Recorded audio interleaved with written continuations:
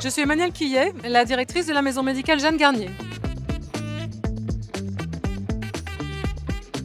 La maison médicale Jeanne Garnier, c'est un établissement spécialisé en soins palliatifs qui est implanté à Paris dans le 15e depuis 150 ans. Donc nous accueillons en hospitalisation des personnes qui sont gravement malades, mais nous les accueillons également en hôpital de jour et depuis peu, nous nous rendons également à leur domicile pour les soutenir, leur apporter les soins nécessaires. Notre projet consiste à soutenir les aidants. C'est un public que nous ne connaissions pas beaucoup il y a quelques années. Nous intervenons au domicile des personnes et nous nous rendons compte que les aidants peuvent se trouver isolés, en difficulté et parfois très stressés par ce qui se passe et par la maladie de leurs proches. Et donc, une des questions que nous nous sommes posées, c'est comment est-ce qu'on peut les outiller pour qu'ils se sentent un peu plus à l'aise, un peu moins en difficulté face à la maladie de leurs proches.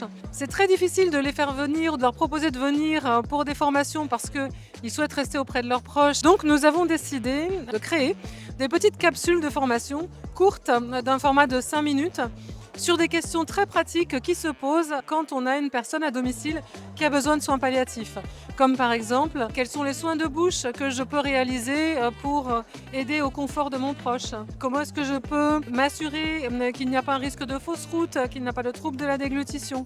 Comment est-ce que je peux prendre soin de moi-même, gérer mon stress, travailler sur ma propre respiration pour arriver à ce que ce soit moins difficile à gérer mon stress? Voilà, donc ce sont entre 6 et 8 capsules de formation que nous allons mettre à disposition. Et pour que ces capsules soient bien identifiées et que les aidants puissent s'en emparer, nous allons former les professionnels pour qu'ils les fassent connaître, qu'ils soient capables de les expliquer aux aidants en soins palliatifs.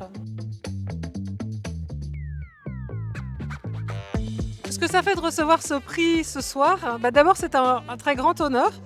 C'est un grand plaisir et ça nous encourage. Voilà, c'est ce que je voudrais dire en tout premier lieu, c'est qu'on se sent soutenu. C'est vraiment un grand remerciement que je voudrais adresser parce que sans le Fonds des aidants et la Fondation Notre-Dame et sans tous les mécènes qui viennent le soutenir, nous n'aurions pas pu réaliser ce projet.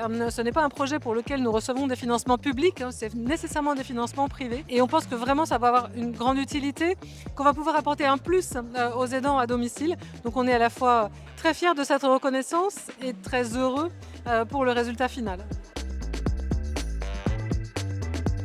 L'impact que ce soutien aura sur notre association, d'abord c'est un impact en termes de reconnaissance, de visibilité, donc c'est important. Un impact tout bêtement du soutien financier, c'est-à-dire que ça nous permet de développer un projet pour lequel nous aurions eu sans doute des difficultés à le financer nous-mêmes. Et ça nous permet d'apporter quelque chose de plus et donc d'être totalement dans notre mission qui est d'apporter du soutien aux personnes malades et à leurs proches.